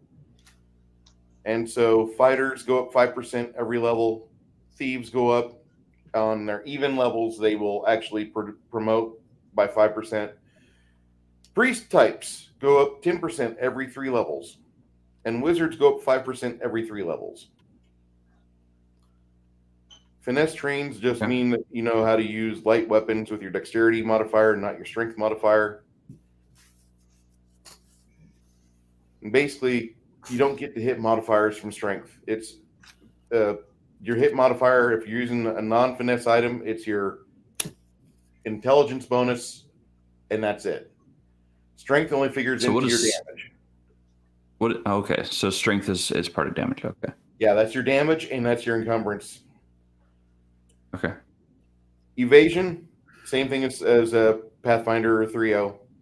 Fast stealth. You can move your 25 feet within 5 seconds under the cover of stealth as best as you can. Rope master. It means that you are very good at climbing. If I ask you for a reflex save, your danger sense kicks in by 5%. It'll give you a 5% bonus on your reflex. If it's a trap. It's always a trap. Debilitating injury is a Pathfinder Unchained rogue ability, which is really cool. And uncanny dodge means that you have a hard time being flanked. Also, my game doesn't use squares. My game... Hexagons? What? Hexagons? No. Uses scenery Oh, okay. and that. Wargaming style. Old school. Got it. Old school. Yes. Yeah. Tape measure. That's awesome. And then Like my Tuesday nights. the skills on the other side, when I was rolling the character up, lower class birth. Sorry, dude. But lower class birth is kind of cool, especially if you are like the 5th or 6th born, because the further down the line you are in the succession of your family, like if you're the 6th born or something, you get like after 4th, you get an extra rank for skills to start off with. Because nobody You've pays learned from your attention to you. siblings. Yeah, the siblings trying to help you out. You have a lot of older brothers or sisters, but you are kind of on your own. And instead of getting monetary rewards as the firstborn or secondborn, now you're just being more and more crafty. So you can see here. So if I was the 7th son of a 7th son, what would that do for me? You would have an additional 4 ranks. Oh, okay. I saw where you're going there. And you would probably be brought into a dream sequence by Jeff Bridges, and then you'd be stuck in a bad movie. Hey. It could The have been books better. were amazing. I know. Wait, hold on. Forgive my ignorance, but that was actually based off a book. Oh yeah. You didn't know? No, I just thought it was a shitty movie. Chimerian, if you could help, I forgot what the Rogue's Edge does for acrobatics, but this character is set up for acrobatics on the Rogue's Edge. Reactionary knows where I was going with that.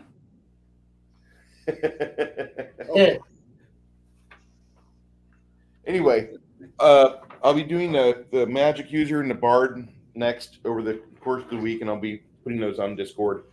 But what did you guys want to know about next week when I start running this little experiment? Yeah, it sounds like we're going to need a lot more time to prepare for this, so we should do so.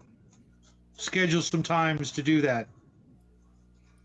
It's not like we can, just whip out a book or a PDF. Actually, yeah, Bruce, do you have any written documentation on this? Not as of yet, but I've been going through a lot of other books and basically copy pasta thing together, and then hammering my own as I go. I know that sounds really bad, but game design, I found out, is like making sausage. Yeah.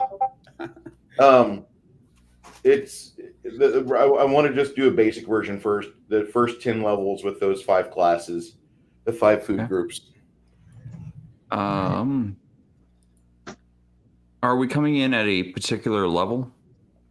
5th. Okay. Yeah. Basically, like, this guy's hit points would be 35. Okay.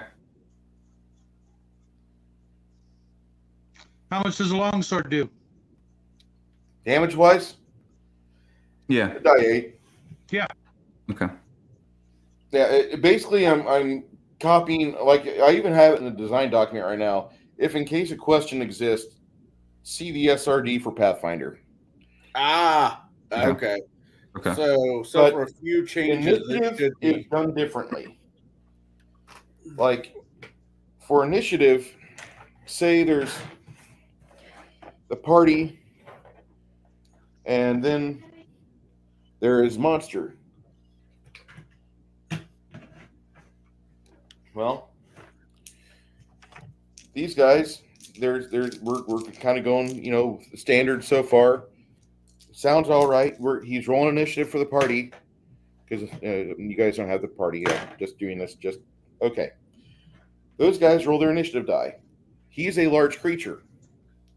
His initiative die is, unfortunately for him, it's going to be a little exaggerated. Oh, he rolled a 2. All right. Not a 20, that's a 2. Now, I call initiative 1, nobody goes. Initiative 2. On initiative 2, both these would acknowledge we've rolled a 2. All right. So they can make their first decisions in the battle. And at this point, they can proceed as normal.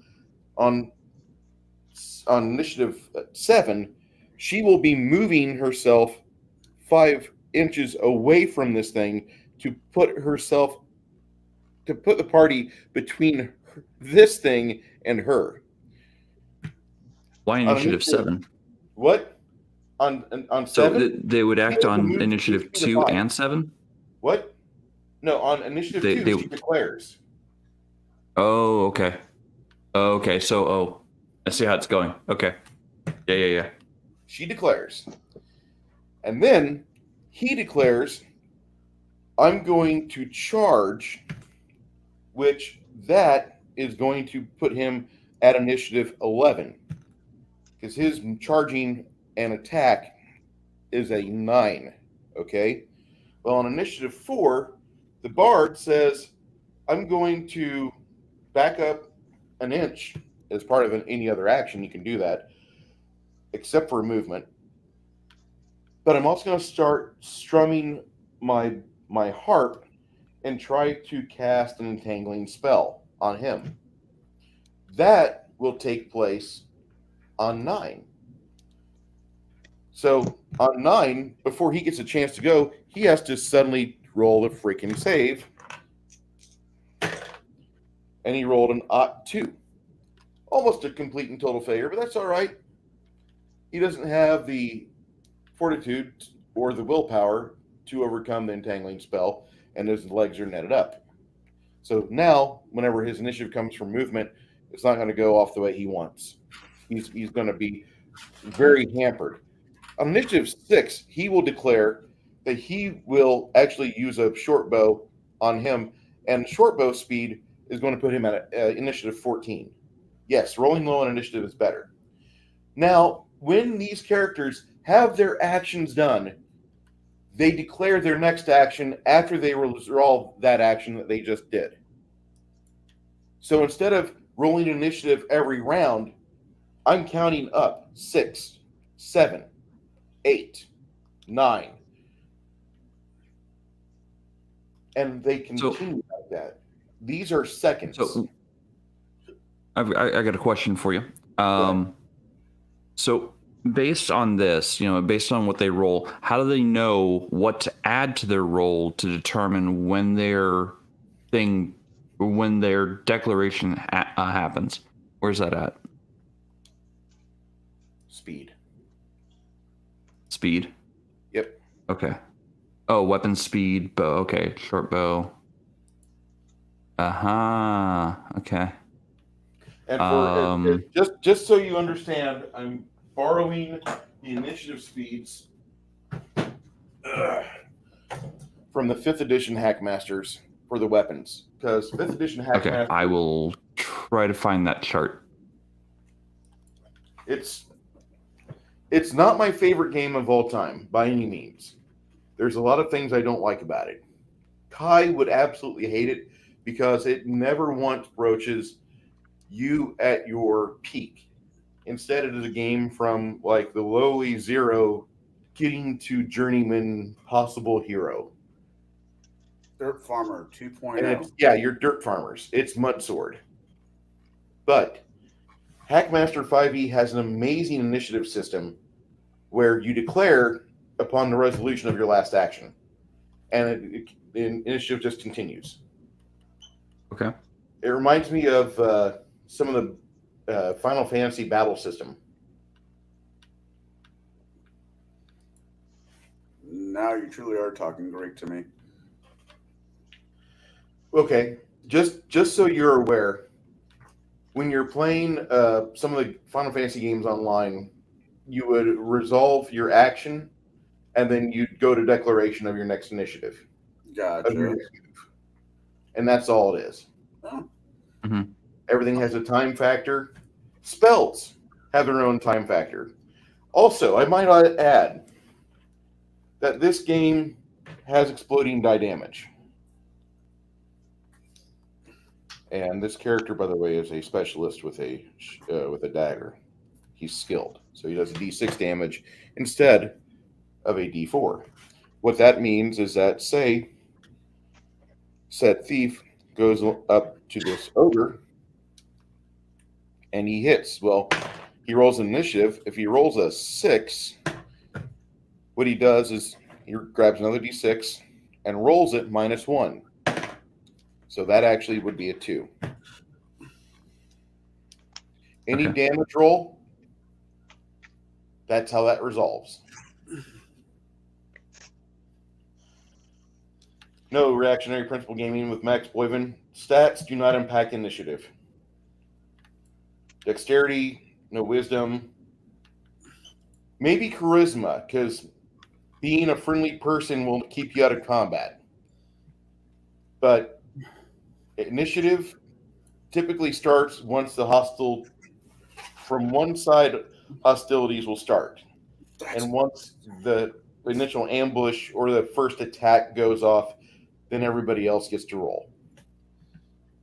Yeah, I could see the charisma affecting the bard type. Mm-hmm. Just for the simple fact of, because when he declares whatever he's doing, it would impact after his declaration. What do you mean, Garrett? So, like, for instance, if he's, I'm going to sing, that may actually it may actually lessen the time until it goes off. As you see your what I mean? Gets levels, your initiative times for your various actions that you specialize with, like weapons you're really good with, or schools of spells that you frequently cast from, that initiative that speed factor drops. Thieves Okay. will have a drop of 4 on their, like, a dagger is typically a speed 7, and a dagger in the hands of a 16th level or higher thief is a 3.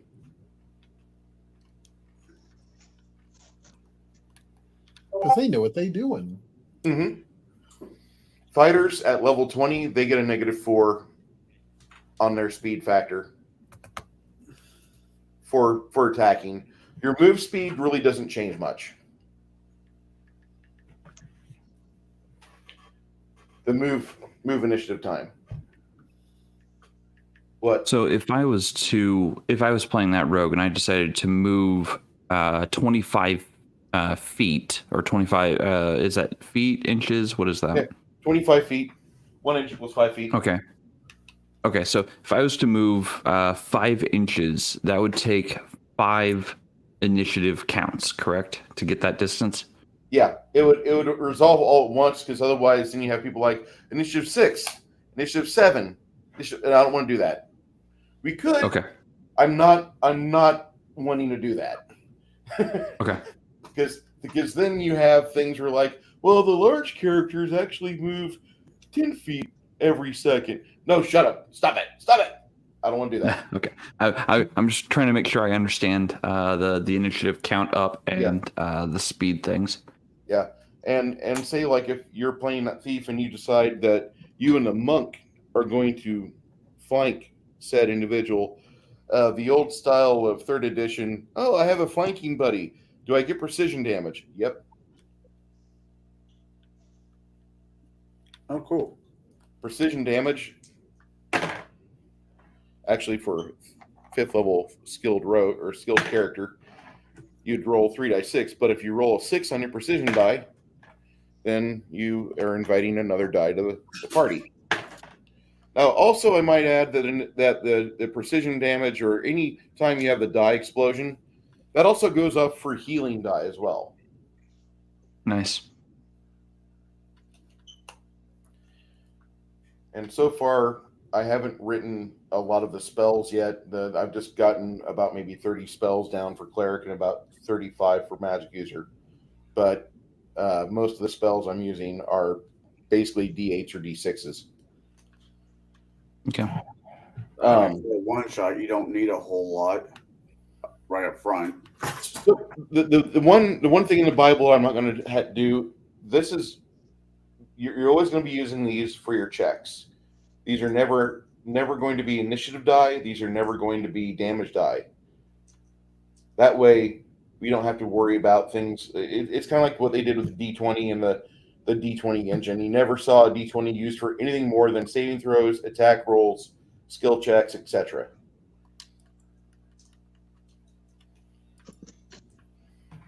Okay.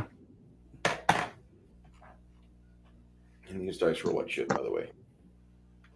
Yeah, those are perfect Warhammer 40K dice. Yep. I know. Oh. Can we play some Dark Heresy, please? God, I would love to. You know, we You guys have do any other have questions? more. I was gonna say we do have more planned games coming up. One of those could be Dark Heresy. Max is like, I cannot get a weapon that does a D100 of damage. Lame. I'm going to spend my time researching how to make the D100 weapon. It's mythological. Garrett, do you have any questions on this? No, I think it's pretty Okay. much straightforward. I just have to look and see how how you've got the cleric built out for when I play it. So I'm not looking at having these characters be gimps, but keep in mind that the story for the game is that after a decade of does a percentile damage? No, the D10s. D10s are only for the checks. No D10s will be used for damage, nor a D100.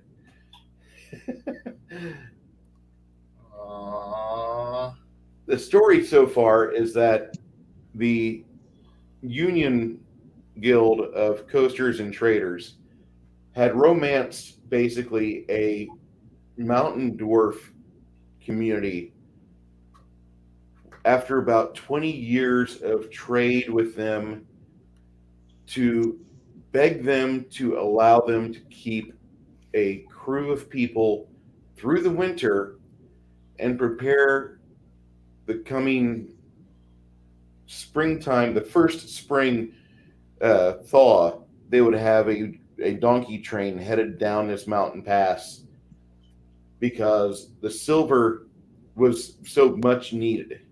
Also, by the way, silver will be the standard in this. So, Kai, if you're used to silver standards like in Pathfinder 2, okay.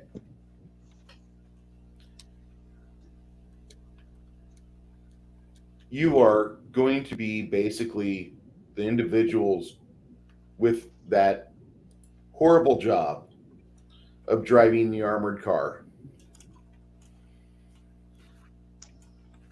You guys are not former mercenaries, but you look at it as your former mercenaries, but other people don't see you that way. I know, or don't did it before Pathfinder. That's fine. Drink, fucker. You know, one of these days I'm gonna have to see if I can get into an Earth Dawn game. I know. Me too. No shit. Jade, do you really need an excuse to drink? No, I don't. I mean, no. But hey, the Dwarven there's community long lost, buddy. finally allowed you to be the first group to be allowed to stay within the visitors' quarter over the winter. And it has been miserable because you really haven't gotten out much. They've kept you in basically 3 cabins for 4 months. And all you've done is watch the snowfall.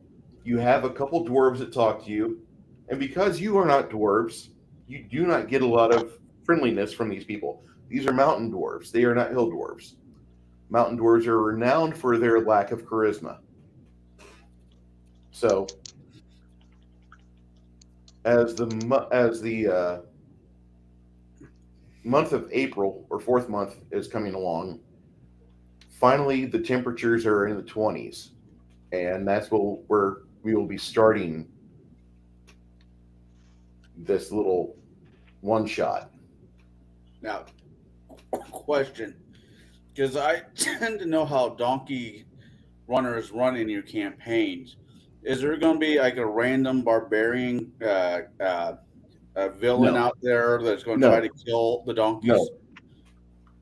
No. You have to admit that is a fair question. It is a very fair question because it was a historical record.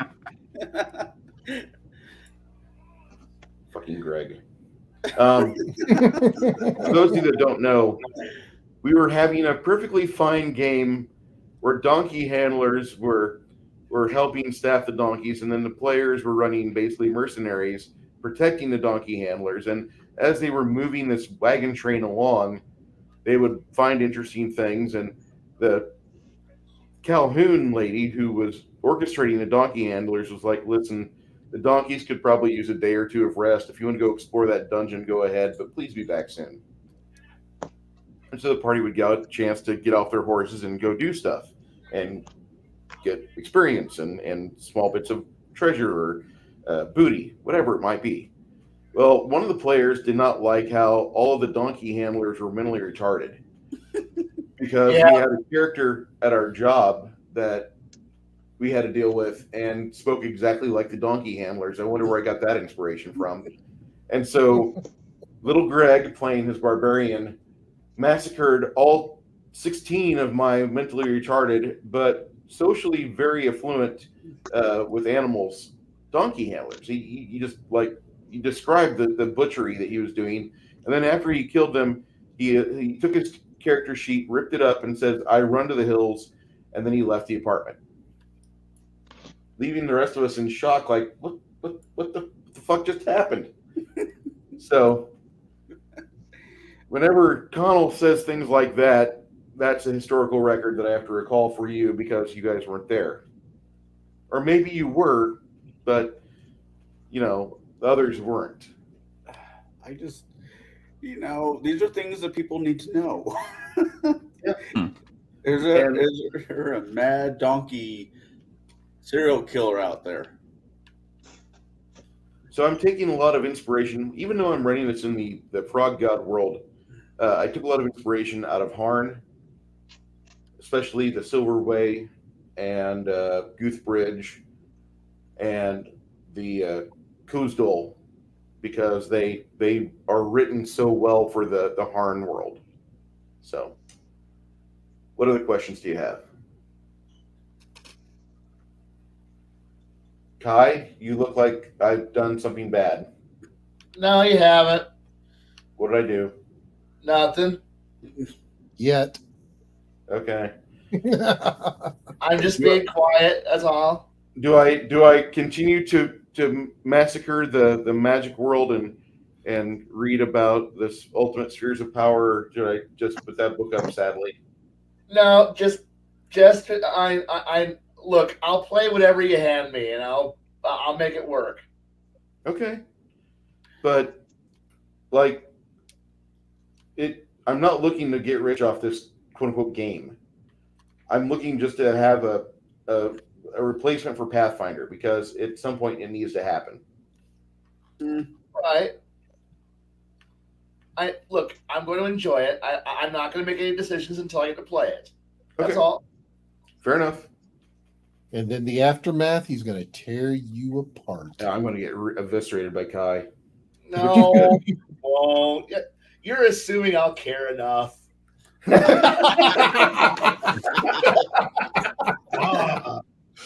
Wow. So I guess with that, that would be a good point to wrap up everything. Wow, maybe even an entire career. Wow. I'll enjoy it probably. Okay. I'm looking forward to seeing you guys next week. Continue to badger Legion of Myth, because he's talking about running a short Earth Dawn campaign to work on his GM skills. And continue to press that on him on his Discord channel.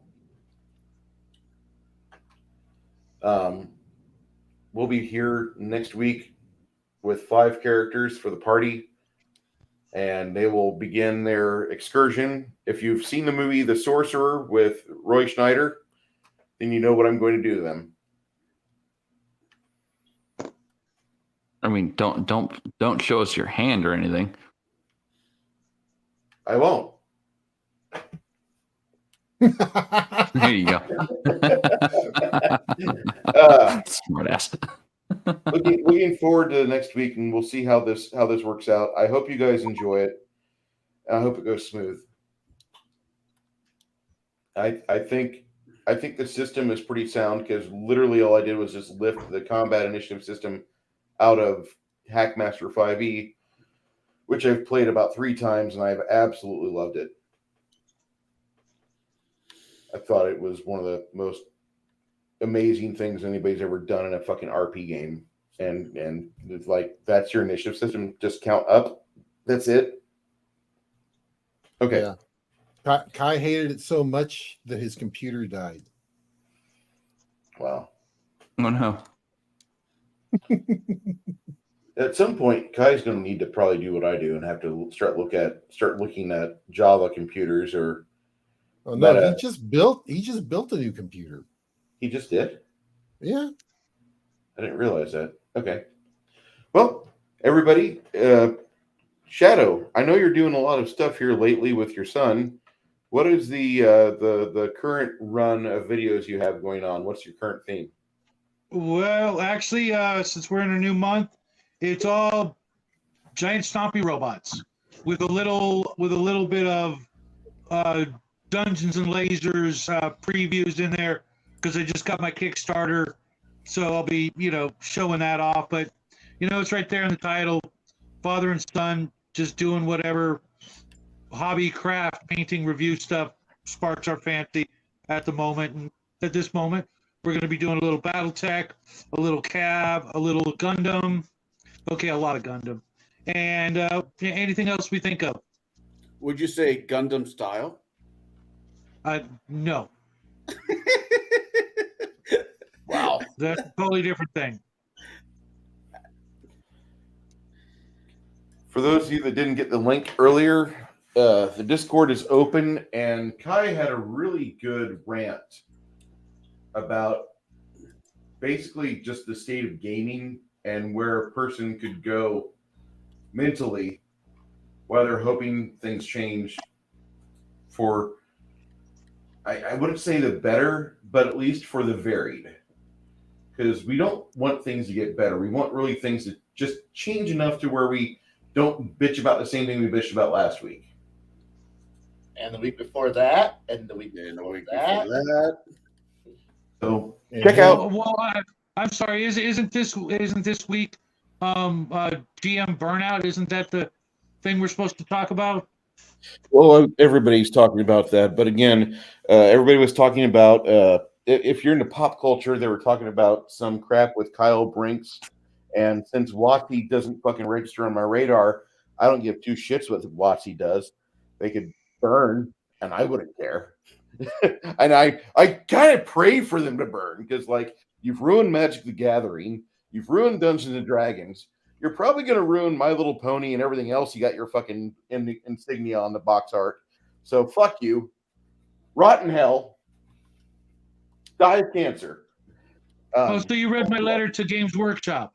Wow. Games Workshop is just as bad as WotC. They just aren't as rich. They have to put out another 3 editions of the game and what the whales will have to buy like 7 more complete fucking armies before they even have a sliver of Hasbro's wealth. Which is funny because Hasbro lost like what $124 million in a quarter. It's fucking glorious.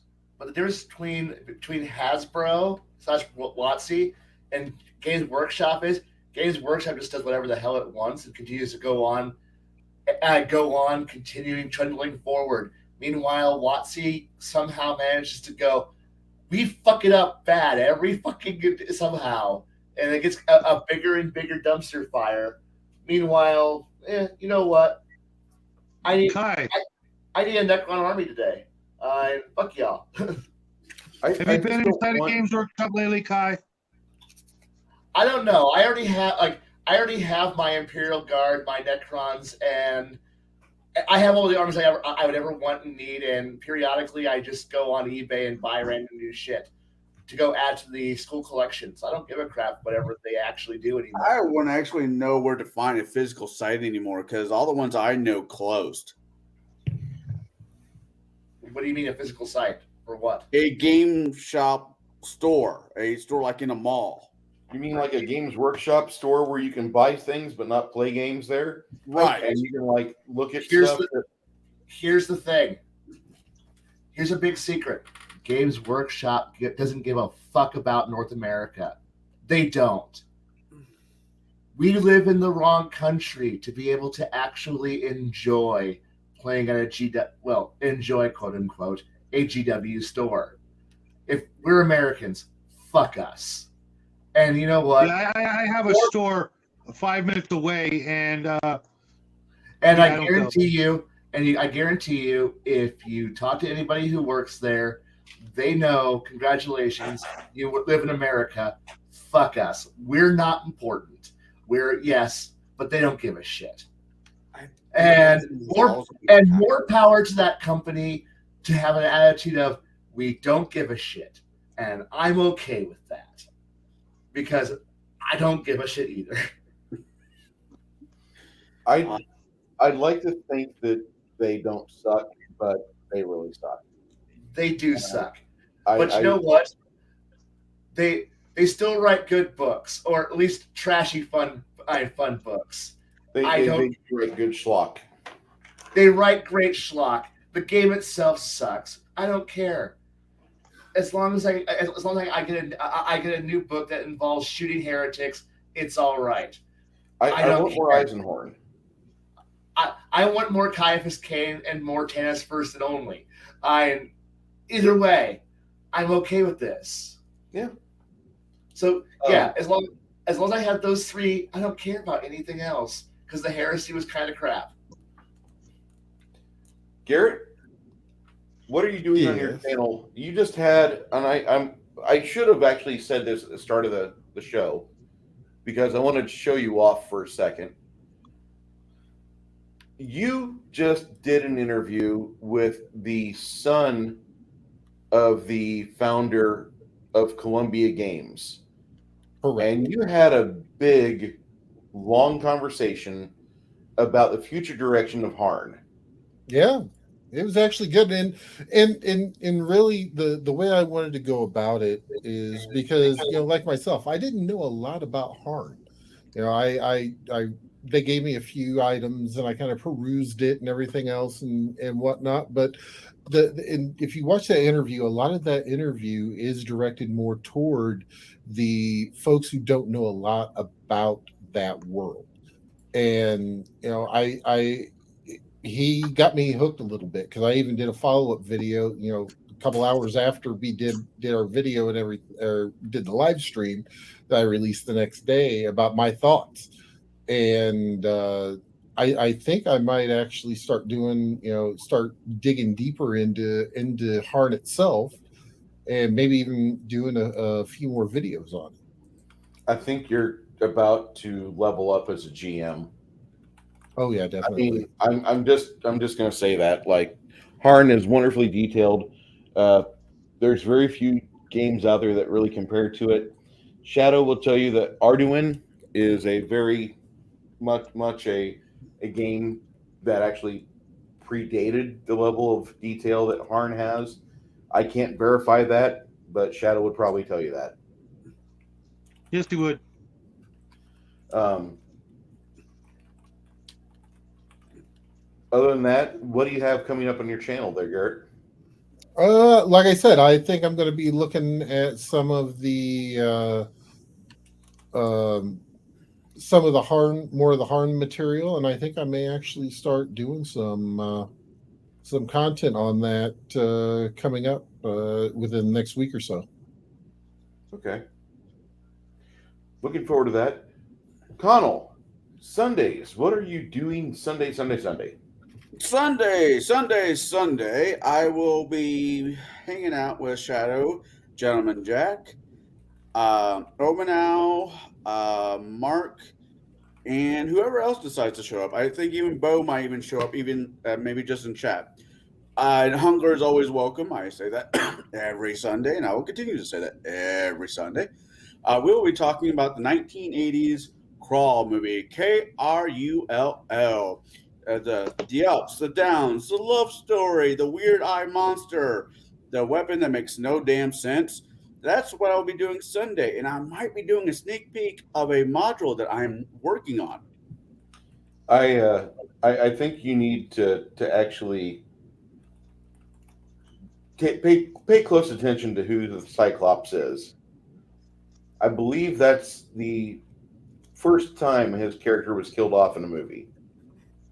I know Liam Neeson's in it. Whoa, messed up that name. Yeah, he's a Cyclops. No, he's not. No, he's not. He's the one of the bandits. One of the bandits? Yeah. Yep. Who's the Cyclops? Some other old British actor. I'm granted, I think they're all British actors. I think the Prince might be the only American in the movie. I swore that the Liam Neeson. No, actually, Connell, the female lead. Yeah. She doesn't even speak English. Yeah, that's what. Yeah, I caught that. But so which is kind of weird. To each their own. Monday, if you guys are. Never mind. I'll say that for the show. Monday, me and Janet are reviewing and discussing the Ridley Scott classic from 1984, 86. I can't remember. It's called Legend. Oh God. Yeah. We're gonna do a three-peat of 80s fantasy films. I think we're gonna hit Legend, What's the other one? Wasn't that on our list of possibilities this past month, Shadow? Yeah, we'll have to wait. Yeah, I'm You glad gonna that do we did. Beastmaster there, Bruce? Legend, Labyrinth, and what's the one where Rutger Hauer, Michelle Pfeiffer, one's the hawk and Lady one's Hawk. the wolf. Lady Hawk. Yeah, we Yeah. already did Labyrinth and the other ones we talked about because those are great 80s fantasy movies. You Well- got to do Beastmaster there, Bruce. I know we got to do anything with Mark Singer and his shirt off. We're gonna have to review that just to satisfy Janet. She's ravenous. Because she is from another planet. I'm looking forward to doing those discussions with her. She's funny as hell. Looking forward to that. For the rest of you, I appreciate the 4 of you that are here on YouTube watching, and we will be wrapping this up within short order. Appreciate you being here, spending the time that you have with us, and we look forward to spending more time with you here in the future. Saturday, Connell and I are going to be at the table, and look forward to that. Until then, I thank you so much. God bless.